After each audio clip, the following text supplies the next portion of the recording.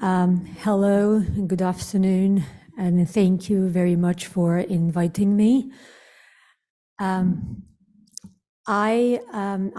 really happy to be with you here today and discuss the findings of the study that I was a member of a research team that worked on a study commissioned by CLAIM.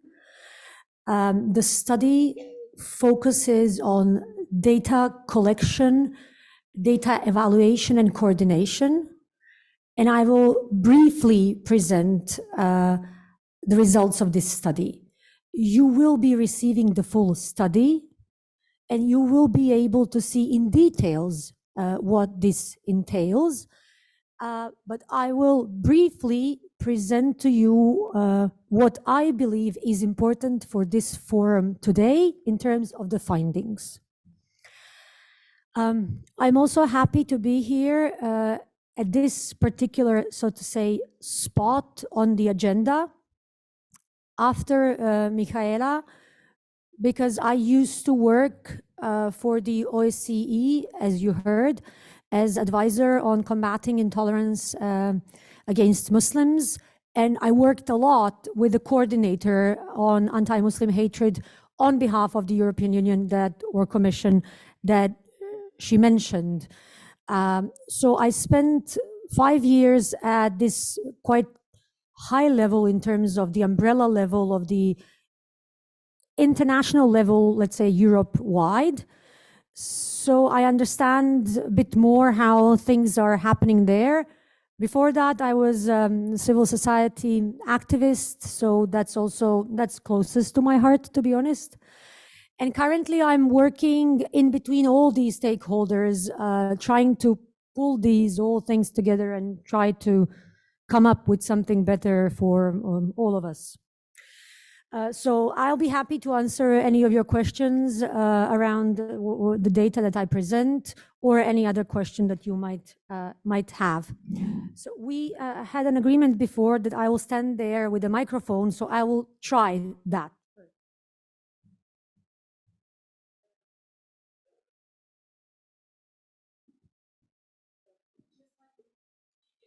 I just speak? Okay. I think this is going to be better.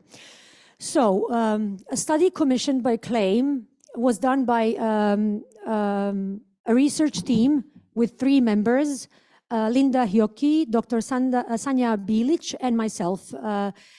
With us today, you have myself, and there's also Sanja Bilic with us here. So later, if you have questions, and maybe particular questions relating to what Sanja was focusing on, we are more than happy to have Sanja also joining me here or answering from there. Okay, let me start. I tried focusing on what I think will be most interesting for you. So let's see. It is a bit challenging to speak before a German audience about some of the things happening in Germany as well, but that's how this work goes. Can you see the, yeah, I maybe go here. Sorry, I'm trying to position myself best. I see better here. So what we already heard from speakers before as well. So we are speaking here about a very narrow topic, which is monitoring, collecting data, analyzing data, doing something with data. This work, if you have been in this work for enough time, you all know it's not only about data, or it's not even primarily about the data. But we need data, and we are here today focusing on this particular aspect. So what we are monitoring actually is not, as we usually say, shorthand anti-Muslim racism, but manifestations of anti-Muslim racism. So we are trying to monitor some categories that indicate for us that there is an underlying racism. And that's where these understandings of different categories come into play. So we are talking here about monitoring of manifestations of anti-Muslim racism, like discriminating language, discriminating acts, and discriminating violence. We have different words for this. This is sometimes called hate speech, hate crimes, discrimination in services, in goods, access to education, access to healthcare, access to housing, etc. But basically what we are talking about is equal treatment, either in words, action, or violence. Violent actions, of course, violence is also actions, but like violent actions. Because even this is difficult for us to understand in terms of the variety and choose the right language. So our study focused on recording and reporting systems and approaches in the United Kingdom and Germany. We had online survey filled in by different stakeholders. We had interviews.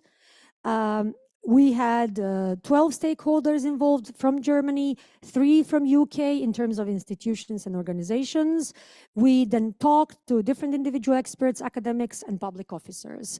In UK, we specifically focused on anti-Muslim racism. For Germany, we didn't focus only on anti-Muslim racism because we wanted to see, or wanted to see, what's happening in terms of monitoring and recording in different strands of bias, oppression, or racism. So what we tried to do is present best practices and challenges concerning the 3 main topics: data collection, data evaluation, and cooperation. So I will present today. Again, you will get the study if you already have not, so there will be details for you there with the names and methodology a bit more explained, obviously.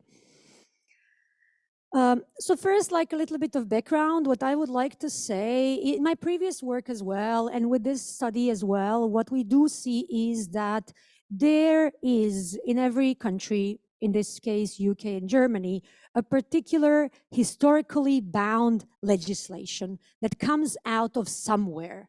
It's not just out of vacuum, so to say. In the UK, with the Stephen Lawrence case and understanding of hate crimes more, for example, is when they started talking about hate crimes. In Germany, for example, as we heard also before, for hate crimes, you usually say politically motivated crime. This is not like this in other countries. So there is a reason why in Germany there is a particular way how you formulate these crimes, and that's okay. I'm just highlighting this because we need to know our context and work within our context.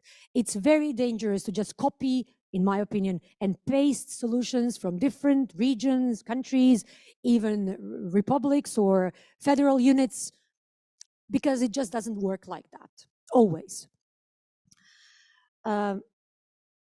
So each country has their own structural and legislative challenges, and you will see in the study, there are some in the UK, there are some here, people talk about them and understand them. Another, obviously, omnipresent challenge is the underreporting, and we'll discuss this a bit more maybe later if we have enough time, but this does happen due to lack of access to services, a lack of knowledge, or lack of entry points into the system, so to say, by the victims, or access to internet even, or also the fact that even though anti-Muslim racism is happening to people, some people even daily, this is not their priority. To record this, to fight the system, to get the justice or anything, because they simply have other things on their plate. And that's also a reality. Or as one woman I remember sharply telling me, I was trying to explain to her how relatively easily she can get justice. And she was simply telling to me, I am just tired of this and I'm not going to go for this. So there are many reasons, some of them very kind of intuitive, some of them, well, all sorts of reasons, right? What's also present in both countries are scarce resources when we speak about civil society, but also when we speak about police or anti-discrimination agencies or equality bodies. We need people and we need money to sit, work on cases, gather data, do the monitoring work properly. And that's obviously scarce when it comes to civil society organizations. Many times this is only volunteers doing this, people in community services, you know, people who do this just like when they can, how they can, and then this influences, of course, the results as well. A specific problem is that racialized people themselves working in civil society organizations additionally have challenges that are related to all sorts of problems, like lack of trust in their data, lack of trust in their data and their work, suspicion, slander, threats, character assassinations, etc., etc. Many problems that are faced, and people working on these things, facing anti-Muslim racism while they are doing it. So, and that takes a toll and burnout, etc. Lots of issues there. But what's important for us is to help them, if we can, become accepted as valid and reliable partners who have data to share, who have knowledge to share, who have something to say about this. And then another challenge is the competition among civil society organizations, or competition among the stakeholders who all fight for the same money, so to say. I'll be using a bit more relaxed language, as you can say, but like, because there is a problem of who gets to speak for whom, who gets to share their data, who gets to get the platform, and there is lots of backstabbing, etc., etc. Anyone who's been there knows what I'm talking about. I see many nods, so I'm going to skip this because I'm just on my first data collection. Okay, I'll hurry. The data collection is the most important one because that dictates what happens later on with data. So what you gather is then what you work with. If you don't gather it right, or you don't gather it enough or well, you don't do anything more with that. You cannot cooperate. You cannot cooperate around data if there's no data. Okay, that's quite clear, I think. So for Germany, what we got is mostly people complain face to face. If they can come somewhere and offer, say that their rights have been violated, that's face to face. Sometimes telephone hotlines and online reporting forms. It is available in different languages, and that's a good information.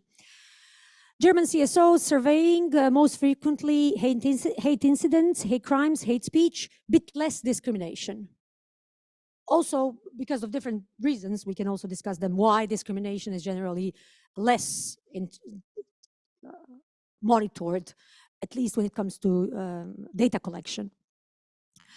The categories they use, so these categories that they start with, how they monitor, are around threats of violence, physical attacks, damage to property, abusive phone calls or text messages, display or distribution of discriminatory literature or posters. What's important is that 7 out of 12 organizations that we interviewed also monitor and collect incidents below the legal threshold. So even though, according to currently present legislation in Germany, even though, according to that legislation, this doesn't qualify as a discriminatory act or doesn't qualify as a hate crime, civil society organizations are still gathering that data if it comes to them. This is an important thing, and we'll talk maybe a little bit more afterwards around this, because this tells you where the problems are happening, where like these smaller instances of issues and incidents are going on, helps in terms of mapping the problems. But for example, for police, that's not that relevant because, police requires a bit different data. I'll come to that in a second. But when developing recording categories, German civil society organizations used victim-centered terminology. And that's a huge difference between institutions, official institutions, and civil society organizations. Civil society organizations in Germany and in UK tend to use the language of the victims, so to say. And then the institutions don't mind using the language of the victims as long as this is according to the law or is following some categories already present in the law, which is not always the case. Sometimes it also is, of course. So a good practice is the Central Office for Prevention of the Berlin Police is working towards employing a person as a hate crime multiplier, following on incidents and trends, not only crimes per se, but in order to make a so-called atlas of crime, they are trying to start working on also other data, gathering intelligence around these things so that they can better prevent future crimes. When it comes to the UK and data collection, a greater variety of channels to report an incident, web portals, phones, apps, social media, emails, they have more different ways how they gather data. They don't have face-to-face reporting. None of the people we talk to don't do face-to-face reporting, which is interesting. In terms of Germany, they do it only like that or primarily like that. Also, they use languages other than English. CSRs also use the affected person-centered terminology or victim-chosen terminology, but also the legal, obviously, categories. What is an interesting and important difference is that in the UK, police also does record incidents, hate incidents, not only hate crimes. And this is something that's different than in Germany and is supported because helps them to register not only hate crimes, but also hate incidents and stays with the police, is considered by the police for intelligence purposes and crime atlases.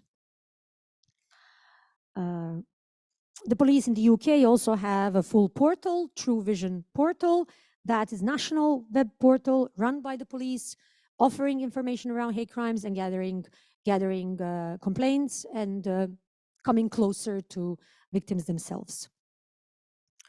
Generally, in this first phase, in terms of data collection, what proves to be the most difficult thing is that balance between around, let's say, the purpose of data collection. Why are we doing this? Or why are you doing this? Or why is anyone doing this?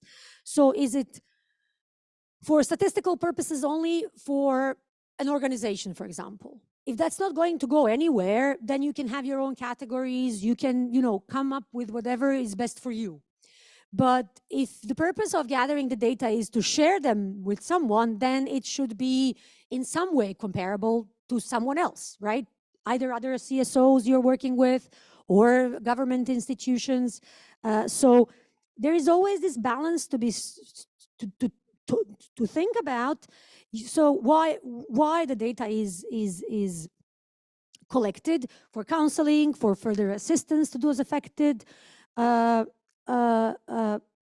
to offer statistical data if you are, for example, a national body, or you are police, or you are a anti-discrimination entity, etc. So this is a challenge, as I mentioned, whether victim-based approach will be used, or so to say, comprehensive definition of violence, or comprehensive definition of discrimination, so that people can come and say anything that happened to them, to you, or on the other side, gathering data for the purposes of sharing them with authorities, or when we talk about public authorities, gathering data because they need to follow the law. And then there are the categories which are predetermined in the law. Recording below the legal threshold or outside of legal framework is good, obviously, because you get all sorts of information, but it's time consuming and it's only for the purposes of understanding of the phenomenon. It's not shared with, for example, the institutions. One of the main problems or challenges that's out there is like, how do we actually identify what's an anti-Muslim racism act, or what's an anti-Muslim act? What's a manifestation of anti-Muslim racism? How do we know that? So as mentioned before, I used to work with the OSCE ODIHR before, and I think there is my colleague who is doing that job now here, and I haven't met her yet. Yes, she's there, so that's my chance to meet her. I'm happy to meet you, Sabrina. So there are standards that OSCE ODIHR developed, and OSCE ODIHR has the biggest global hate crime database, and they have been working on this for a long time, and they did develop some standards for monitoring. So I will not go into these standards, but they are there, and Sabrina will maybe talk more about that and share them, but they are a good base. International standards to use and apply in your own context. so that you make sure that what you are doing is according to international standards and makes sense. This is not only because it's international standard, but it's something that has been confirmed throughout the years of us working on this. Okay, so that's first bit about data collection. After data has been collected, then what we have next in line is data evaluation or analysis, basically. The organizations, 10 organizations that we spoke to in Germany use some type of bias indicators. And these are these indicators that show to them, that prove to them, or at least give guidance that this what happened is manifestation of anti-Muslim racism. And then based on these, they do their evaluation or analysis. They identify links, trends between the offense and the characteristics or the motive of the offense. They go into date, time of day, location, characteristics of people involved, characteristics of the case, other identity markers like age, like gender, etc. So all of that is used in analysis phase in order to understand the trends and the occurrences of these events. Also important, marking whether the act was committed by an individual or an institution. So that also helps to later on understand this phenomenon better. Organizations also do evaluate their categories and change their categories in relation to what's happening on the grounds. So if there is a new manifestation of racism happening, let's say street profiling done by, let's say, police, and this hasn't been, their category before, they will add this category so that they can grasp this particular phenomenon as well. What proves to be lacking in Germany, be it for institutions or civil society organizations, is training, like understanding how all these things work and what needs to be done, and financial resources, obviously. For the UK, on the side of data evaluation, all stakeholders use a combination of qualitative and quantitative methods.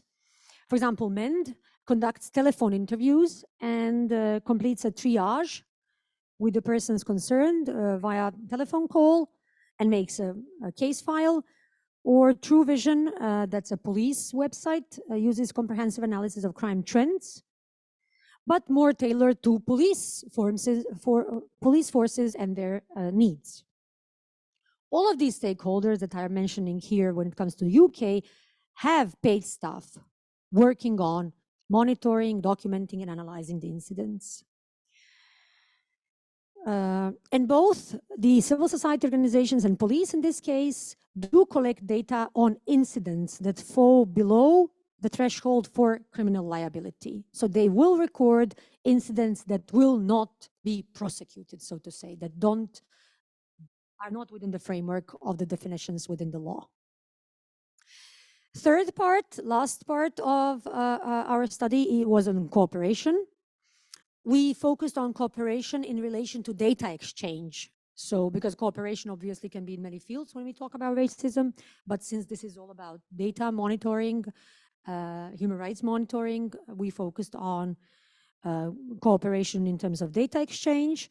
This data exchange between the stakeholders is crucial for different reasons. One is to get to know what's happening, obviously, in everyone's field or in everyone's, say, part of the work, to build trust among people, to get to know people better. Because if you have regular exchange of data, this is a time when you sit down, discuss things, etc. But it's important to know what's the key purpose of monitoring of the data. Is it a victim-centered approach? Is it for legal action? Is it within the legal framework or not? So all these things have to be taken into account. When it comes to Germany, in terms of cooperation, stakeholders that we talk to share their data with government institutions and journalists, researchers. Some of them publish their data as annual reports on their websites. But there is lots of fear around sharing data due to data protection issues, anonymizing the data, And also, as one speaker mentioned before, showing that you have a small number of data, because there is underreporting as a problem. So people don't report. So these even who report, if it's 5 or 10, then it makes no sense for other people. They'll say like, okay, you've been working on this for a year and you have what, 10 cases. So there is this cycle that needs to be broken somehow in order for people to be happy with this. There is no regular data exchange, but there are reasons for that. There is some data exchange with the Federal Anti-Discrimination Agency. Regular, that happens every 4 years, but not less than that. Regular, there is some, of course. And an issue with the police is if data is shared with the police and if it's a hate crime, the police has the obligation to initiate the case. So you just share some information that you gathered throughout the last year, and if police accept the data from you, then they have a legal obligation to act. In Germany, cooperation with the UK, within the UK, again, they also put it on website, share with journalists, equality bodies, government institutions amongst themselves. There is much more collaboration happening in UK, sharing of data with government agencies, police, universities, etc. Maybe one important thing, because I can see I don't have more time, is to say that in the UK, there is extensive data and experience sharing arrangements. There are arrangements, oral arrangements in terms of agreeing that we will share, but there are also written arrangements, written agreements that some CSOs have with the police, and they agree to share data mutually. And my last bit, very briefly, is about terminology. What we could see in both countries, Germany and UK, is that not everyone speaks about the same things when they say the same word. This is like easiest to maybe convey this. First, the terminology around anti-Muslim racism, anti-Muslim hatred, Islamophobia. There is lots of usage of different terminology, but also meaning different things under same terms. And that's a challenge, obviously. I'm not going to go into, I thought of discussing, but I'm not going to discuss why anti-Muslim racism is racism and how we define it, etc. But it is important to start working on some common understanding of what does this mean, coming up with a working definition, changing this definition if the need is, but this is important because terminology is first thing that we need to kind of have some agreement on. The same goes for the concept of racialization. It's new concept for many people, for many languages other than English. It does come from a particularly American context, I would say, or critical race studies that come mostly started from the US. And it's important concept to discuss. I do understand, and I've seen within the research that there is not even a word in German for this particular word, but talking more about this is important. The ECRI, Council of Europe, Commission Against Racism, did include the concept of racialization in their revised General Policy Recommendation number 5 on anti-Muslim racism, and they also have a particular opinion on the concept of racialization. We can share the links for you. So that's an important maybe standard to follow. And the last term is intersectionality. We also heard it mentioned before. It's a key term, very important term, particularly important for anti-Muslim racism because there is a combination of these two, at least, types of discrimination, religious discrimination and racial discrimination. Very often also gender-based discrimination is added. And for this particular type of racism, intersectionality is a key term and it's very often misunderstood. I'm not going to go into explanation of the concept, but these three concepts are key for doing the monitoring work well so that it's to some extent comparable. I already said this, agreed understanding, accepted working definitions necessary. I do understand this is a theoretical issue, academic debate issue, hands-on issue, very complex one, but we need to have them all at least somewhere because that's the only way to do this work properly. I understand we need better terminology. We don't have it currently. We have what we have, and we should be working with what we have. we shouldn't be losing hope, at least this is my message, because not everyone understands all the terminology well. They will just ask, explain, work more, we'll get somewhere. Thank you.